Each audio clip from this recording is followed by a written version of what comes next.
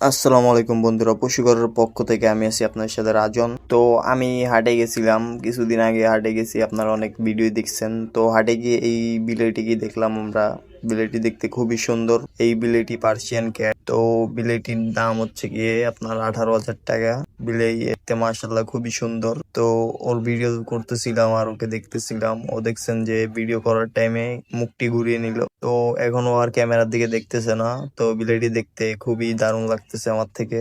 তো আপনাদের থেকে কেমন লাগলো অবশ্যই কমেন্ট করে বলবেন।